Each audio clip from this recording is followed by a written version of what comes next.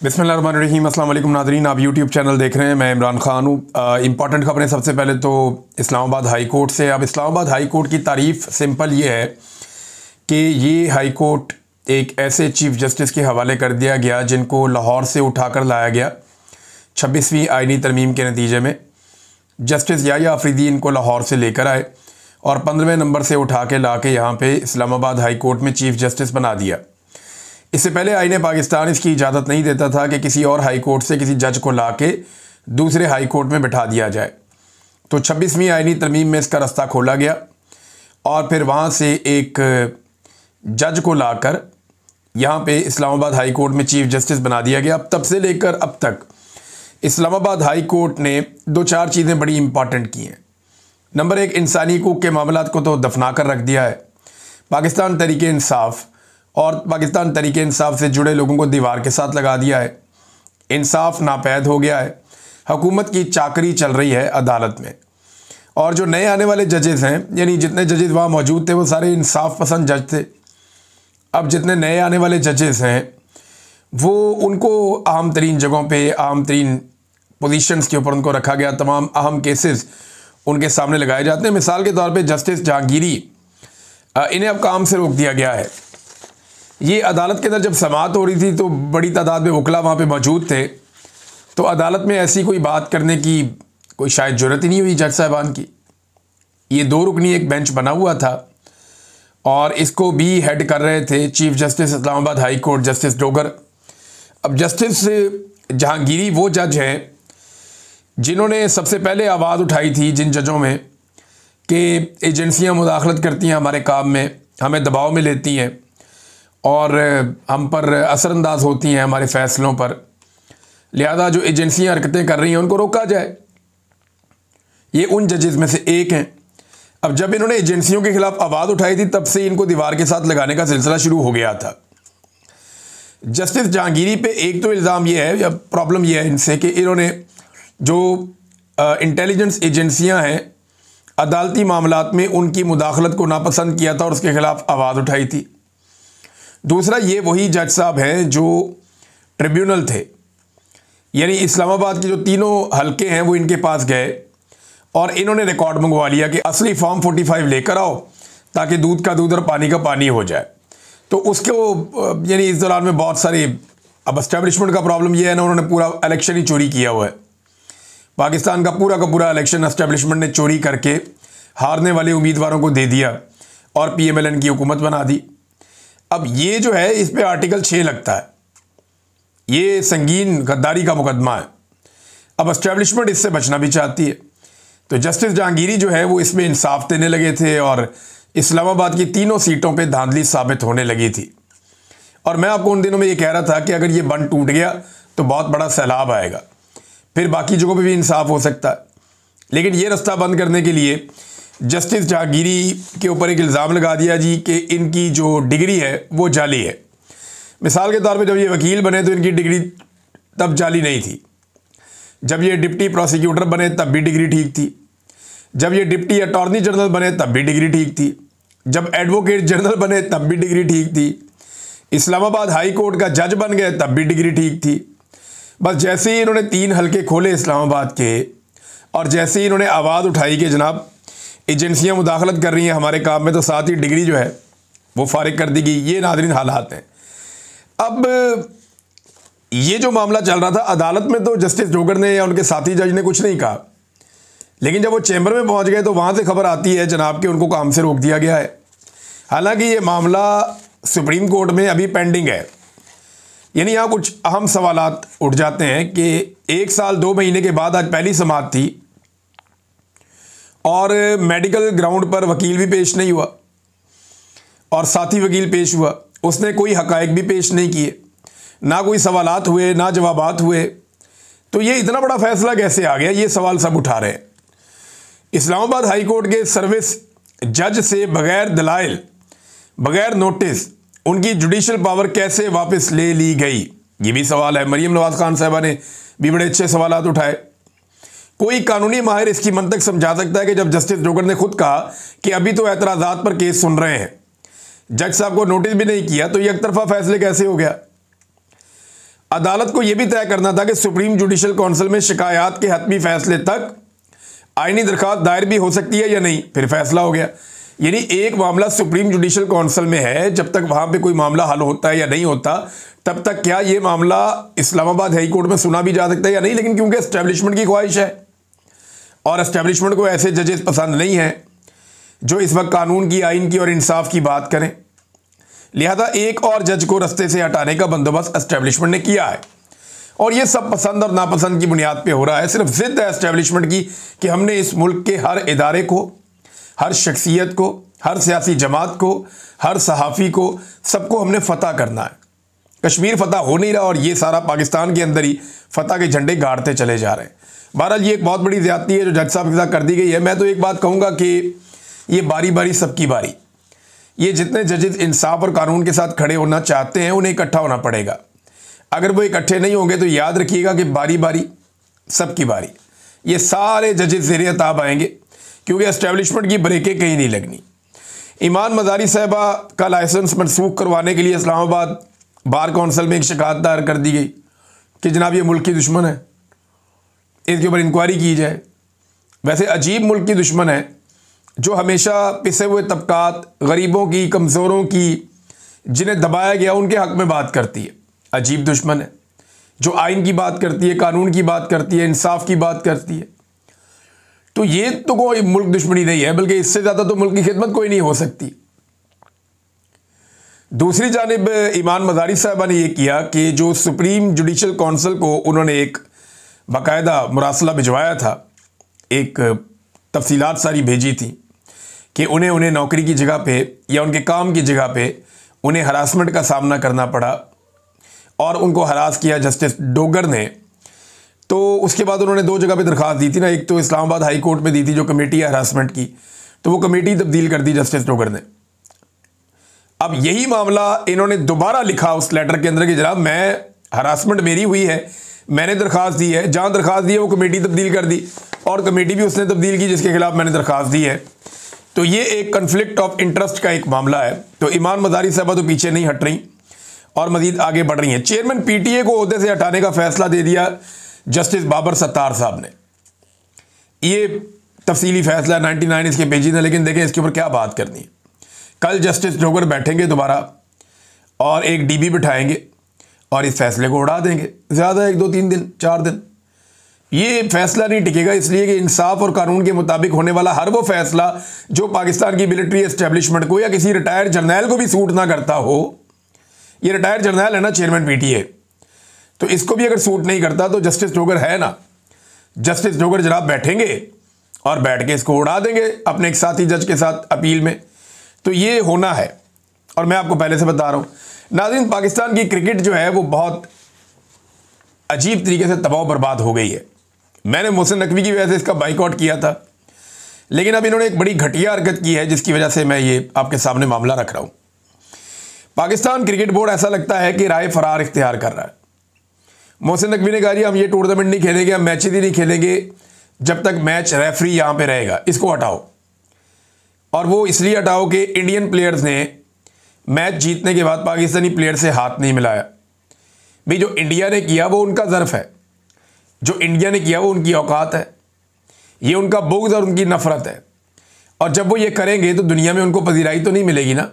वो अपनी सियासत भी कर रहे हैं, अपना खेल भी खेल रहे हैं। आपको मैदान में उन्हें शिकस्त देनी थी, आपकी क्रिकेट टीम ने उनको मैदान में हराना था। अब मोहसिन नकवी को ये नज़र आ रहा है कि ये टीम के साथ हराना मुश्किल है। देखें क्रिकेट है, इसमें अपसेट हो जाता है, हो सकता है कोई प्लेयर चल जाए और वन साइडेड वो मैच को जितवा दे, लेकिन मोहसिन नकवी ऐसा लगता है और पूरी टीम जो है वो शायद राय फरार इख्तियार कर रहे हैं। 21 तारीख को दोबारा मैच है इंडिया के साथ, ये कह रहे हैं जी अब हम टूर्नामेंट का ही बाइकआउट कर देंगे। क्यों? आप हारने से डर गए हैं? भाई पाकिस्तानी टीम को मुकाबला करना चाहिए, मैदान में जाके गेंद और बल्ले के साथ मुकाबला करें, इंडिया को हराएं, फिर आपकी चॉइस है कि आपने हाथ मिलाना है या नहीं मिलाना। आप हाथ नहीं मिलाएंगे तो हिसाब बराबर कर देंगे, आप हाथ मिलाएंगे तो आप भारत को इखलाकी मैदान में एक बड़ी शिकस्त दे देंगे। ये पाकिस्तान के पास ऑप्शन है। अब बजाय इसके कि मैदान में बेहतर ऑप्शन अडॉप्ट करने के, बहादुरी से मुकाबला करने के, मोहसिन नकवी ने मैदान छोड़ने का फैसला किया और ऐसा लगता है कि दौड़ लगा दी कि जाओ हम नहीं खेलते। ये तो बचकाना हरकतें हैं ना, ये तो वो हरकतें जो पाकिस्तान की मिलिट्री एस्टेब्लिशमेंट करती है। ये सबको बांधो फिर मैं खेलूंगा, वरना मैं नहीं खेलूंगा। बंदूक मेरे हाथ में होनी चाहिए, दूसरे के हाथ में गुलेल भी नहीं होनी चाहिए, फिर मैं खेलूंगा। मैं जनाब, हम बहुत सारी तादाद में होंगे और दूसरा आदमी निहत्था और अकेला होना चाहिए, फिर मैं उसको मारूंगा। यानी मुझे अकेले को उठाकर लेकर गए थे ये जेल से, फिर मुझे अकेले को इन्होंने बंद करके रखा। इतने सारे लोग थे वहां पे, तशद्दुद करने के लिए एक एक दर्जन बंदे आ जाते हैं। तो ये आपको मैं सिंप्लीफाई करके बताऊं कि मोहसिन नकवी ने बुज़दिली का सबूत दिया। बहादुरी तो ये थी कि अपनी टीम को कहते कि मैदान में इंडिया को शिकस्त दो और फिर इस एटीट्यूड का बदला लो। लेकिन आसान रास्ता है ना, दौड़ जाओ। तो पाकिस्तान टीम को खिलाना चाहिए 21 तारीख को मैच इंडिया के खिलाफ, और फिर उसमें जो भी नतीजा हो सो हो। अगर इंडिया दोबारा जीत जाता है और फिर वो हाथ नहीं मिलाता तो ये रिस्क शायद ये नहीं लेना चाह रहे। तो इमरान खान साहब एक बात कहते थे बड़ी इंटरेस्टिंग, वो हमेशा कहते थे कि हारता वो है जो हारने से डरता है, यानी जो हार का खौफ है वो आपको जीतने नहीं देता। ये प्रॉब्लम रहती है जिन लोगों को खौफ हो। इमरान खान साहब ने जेल से एक स्टेटमेंट और भी दिया है। ये बैरिस्टर सैयद अली ज़फ़र साहब मिले हैं, उन्होंने कहा जी इमरान खान से तफसीली मुलाकात हुई, अल्हम्दुलिल्लाह वो खैरियत से हैं। उन्होंने सबको खैबर पख्तूनख्वा के जलसे में भरपूर शिरकत की हिदायत की है। इमरान खान ने कहा कि उन्हें झूठे और बेबुनियाद मुकदमात की कोई परवाह नहीं है। कल तोशाखाना केस में गवाहों के बयानात से साबित हो गया कि वो झूठी गवाही दे रहे हैं। खुद कह दिया गवाह ने कि मुझे दबाव डाल के, मुझे डरा धमका के मुझे ये कहा गया कि ये वाली गवाही दो। इमरान खान के खिलाफ खुद एक गवाह ने खड़े होकर यह कहा अदालत में कि मुझे डरा धमका कर कहा गया, नतायज की धमकी मुझे मिली थी, तो मैंने वो कहा जो मैंने इमरान खान के खिलाफ कह दिया। फिर तो ये एक गवाह कल यहां तक पहुंच गया, लेकिन जज साहब कह रहे हैं फिर भी, और इमरान खान को तोशाखाना में इन्होंने सजा देनी है। उसके ना अब कुछ नज़र आ रहे हैं, इशारे आ रहे हैं। यानी आज खबरें चलाई जा रही थी जानबूझकर तोशाखाना के हवाले से कि जनाब जरदारी ने जनाना कपड़े तोशाखाना में जमा करा दिए, मरियम ने जानमाज जमा करा दी तोशाखाना में, आसिम मुनीर ने टी सेट जमा करवा दिया तोशाखाना में, शहबाज शरीफ ने इलेक्ट्रिक गाड़ी जमा करवा दी तोशाखाना में। तो ये तोशाखाना में जमा तो करवा दिए, लेकिन असल हक़ाइक़ तो सामने लेकर आओ कि शरीफ खानदान और जरदारी खानदान आज तक तोशाखाना से लेकर क्या क्या गया और कितने में लेकर गया। तोशाखाना से सबसे ज़्यादा माल आज तक जो सियासी खानदान ले गए उनमें जरदारी खानदान और नवाज खानदान है। शरीफ खानदान और जरदारी खानदान ने सबसे ज़्यादा हाथ साफ किया तोशाखाना पे। अभी ये जो फेवरेट वज़ीर आज़म था निगरान एस्टेब्लिशमेंट का, ये काकड़, अनवारुल्लाह काकड़, ये कितने तोहफे तोशाखाना से लेकर गया जरा वो भी पता करवा कर देख लें, आपको पता चल जाएगा। भर भर के तोहफे वो भी ले गया। चलें, आसिम मुनीर साहब ने ये टी सेट तो वापस कर दिया, लेकिन ये पता करें कि आर्मी चीफ को कितने तोहफे मिले हैं। यानी मुख्तलिफ आर्मी चीफ आते रहे ना, चले पिछले 5 या 10 आर्मी चीफ का रिकॉर्ड निकाल लें कि पिछले 10 आर्मी चीफ को तोशाखाना में टोटल कितने तहाइफ मिले हैं और वो तहाइफ वो कितने पैसे देकर अपने अपने घर ले गए और किस फार्मूले के तहत वो अपने अपने साथ ले गए। ये सवाल पूछा जाना चाहिए, ये होना चाहिए। मुशर्रफ दौर से शुरू कर लें, कियानी साहब को देख लें, उसके बाद राहील शरीफ को देख लें, कमर जावेद बाजुआ को देख लें, फिर हाफिज आसिम मुनीर को देख लें कि इन्होंने कितने कितने तोहफे ही अपने घरों में लेकर गए। अब एक टी सेट जमा करवाया। ये सारी एक ना फेस सेविंग बनाई जा रही है और एक माहौल बनाया जा रहा है कि इमरान खान साहब को तोशाखाना में सजा देनी है, और ये इसके इशारे हैं। जिन्हें समझ आ जाए उनको आइडिया है कि अब क्या होने जा रहा है। बहरहाल इमरान खान साहब ने कहा कि कोई भी मुल्क जहां कानून की हुक्मरानी हो ऐसा केस फ़ौरन खारिज कर दिया जाता है। उन्होंने कहा कि उनकी अहलिया बुशरा बीबी उनकी ताकत है, उन्हें सिर्फ इमरान खान को ज़हनी अजियत देने के लिए कैद तन्हाई में रखा गया है, मगर वो मजबूत हैं और अपनी जद्दोजहद से पीछे नहीं हटेंगी। खैर सियासी ख़वातीन को इस तरह के सलूक का निशाना बनाना पाकिस्तान की माशरती रवायात के ख़िलाफ़ है और उसकी तारीख में कोई मिसाल नहीं मिलती। इमरान खान ने दौलत मुश्तरका यानी कॉमनवेल्थ की रिपोर्ट के हवाले से भी गुफ्तगू की, जिसमें 8 फरवरी के इंतखाबात में वसी पैमाने पर धांधली साबित की गई और हुकूमत पर बुनियादी सियासी हुकूक जैसे कि आज़ादी इज़हार राय और इज्तिमात के इनेकाद पर पाबंदी का इल्ज़ाम लगाया गया है। इमरान खान ने कहा कि यह दुनिया की तारीख का सबसे ज़्यादा धांधली ज़दा और फ्रॉड इलेक्शन था। कोई भी बाइखलाक हुकूमत होती तो इस रिपोर्ट के बाद इस्तीफ़ा दे देती। नाज़रीन, ये रिपोर्ट जो है वो अमेरिका और बरतानिया के अखबारात में छप रही है और तनकीद भी हो रही है इस रिपोर्ट को लेकर दौलत मुश्तरका या जो कॉमनवेल्थ है उसके ऊपर। कि जनाब ये रिपोर्ट इन्हें शाया करनी चाहिए थी, लेकिन आज पौने 2 साल हो गए हैं, तो अब जाके ये रिपोर्ट लीक हुई है। तो कॉमनवेल्थ को ये रिपोर्ट पहले शाया करनी चाहिए थी। उनके ऊपर बहुत तनकीद हो रही है, और तनकीद ये हो रही है कि पाकिस्तान की मिलिट्री एस्टेब्लिशमेंट ने अपना असर रसूख इस्तेमाल करते हुए ये रिपोर्ट रुकवाई थी। अब देखें ना, मुफ्त में तो रुकती नहीं है, ऐसा तो नहीं होता कि कॉमनवेल्थ आपकी रिपोर्ट रोक दे और मुफ्त में रोक दे। आपको हर चीज़ की कीमत अदा करनी पड़ती है ना। डोनाल्ड ट्रंप ने लंच करवाया था, तो कोई लंच फ्री नहीं होता। पाकिस्तान को बहुत सारी मादनियात देनी पड़ी हैं, मुआहदे करने पड़े हैं एक ऐसी कंपनी के साथ जिसकी ये कैपेसिटी नहीं है, बहुत छोटी सी कंपनी है, बहुत मामूली उसकी हैसियत है, लेकिन अमेरिकी कंपनी है, उसके साथ इनको मुआहदा करना पड़ा और जैसे उन्होंने चाहा वैसे करना पड़ा। तो हर चीज़ की आपको कीमत देनी पड़ती है। अब इसराइल का मामला हो, ईरान का मामला हो, चाइना का मामला हो, रशिया का मामला हो, पाकिस्तान को बहुत सारी बातें अमेरिका की माननी पड़ेंगी। लंच जो किया हुआ है आपने, तो अब नादरीन इस वक्त इमरान खान साहब का ये पैगाम आपने सुन लिया जो जेल से आया। पंजाब बार काउंसिल का एक इलेक्शन होने जा रहा है नादरीन, और ये जो पंजाब बार का इलेक्शन है ना, ये बहुत इंपॉर्टेंट है। पंजाब बार का इलेक्शन 1 नवंबर को हो रहा है। पंजाब बार का इलेक्शन अगले 5 साल में मुल्क में आइन और कानून की हुक्मरानी या पामाली के लिए अहम होगा। अगर फतह इमरान खान की हो जाती है तो हुकूमत के लिए मसाइल पैदा हो जाएंगे मौजूदा रजीम के लिए, और अगर हुकूमती हमायत याफ्ता वकील जीत जाते हैं तो फिर 27वीं आइनी तरमीम समेत आइन में मजीद सुराख धड़ल्ले से किए जाएंगे, ये शाकिर महमूद साहब कह रहे हैं। तो क्योंकि देखें ना, आइन का बेड़ा गर्क तो पहले हो गया है, अब इनको मजीद हौसला चाहिए। अपने बंदे जितवाने के लिए सर तोड़ कोशिश करते हैं। सुप्रीम कोर्ट में भी ये अपना बंदा लेकर आए, हर जगह पे अपना बंदा लेकर आते हैं। इस्लामाबाद हाई कोर्ट में ये हुआ कि जीते इमरान खान के नाम पे वोट लेकर और बाद में जाकर गोद में बैठ गया एस्टेब्लिशमेंट की, ये भी हुआ। तो अब यहाँ पे भी जो है वो देखना ये है कि पाकिस्तान तहरीक इंसाफ का हमायत याफ्ता उम्मीदवार जो है उनका अपना उम्मीदवार जीतता है या हुकूमत अपना उम्मीदवार जितवा पाती है। वकला की जो तादाद है वो नो डाउट वो पाकिस्तान तहरीक इंसाफ के साथ है, उनकी सपोर्ट इधर है। आज अवाम हो, वकील हो, फ़ौज हो, कोई इदारा हो, हर जगह बैठे हुए ज़्यादातर लोग जो है 70-80% लोग वो इमरान खान के साथ खड़े हैं, और अवाम में सबसे बड़ी तादाद है जो इमरान खान के साथ खड़ी है। एस्टेब्लिशमेंट इस वक्त ये चाहती है कि दर्जा हरारत कुछ कम हो जाए, लेकिन इमरान खान साहब कोई स्पेस देने के मूड में दिखाई नहीं दे रहे। एस्टेब्लिशमेंट कहती है कि ज़रा थोड़ा दर्जा हरारत कम हो जाए, लोग ज़रा इकट्ठे हो जाएं, आपस में मिलकर बैठ जाएं ताकि कोई इस्तेहकाम आ जाए, क्योंकि जब तक सियासी इस्तेहकाम नहीं होगा तब तक मुल्क में मुआशी इस्तेहकाम नहीं आएगा। 3.5 साल इन्होंने टकरे मार के देख लिया, लेकिन ये पाकिस्तान में इस्तेहकाम नहीं ला सके। पाकिस्तान तहरीक इंसाफ में भी कई लोग कहते हैं थोड़ा बहुत इमरान खान साहब पीछे हट जाएं, लेकिन इमरान खान साहब बिल्कुल स्पेस देने को तैयार नहीं है। वो नहीं मान रहे ये बात कि वो आसिम मुनीर से शिकस्त खाएंगे। बड़ी उनकी स्ट्रेट पॉलिसी है। नाज़रीन, गंडापुर एक मरतबा फिर अडियाला के बाहर पहुंच गए। अब अडियाला के बाहर वो जाते हैं, शो करते हैं कि मैं इमरान खान को मिलने आया हूँ। ऐसे थोड़ी होती है मुलाकात।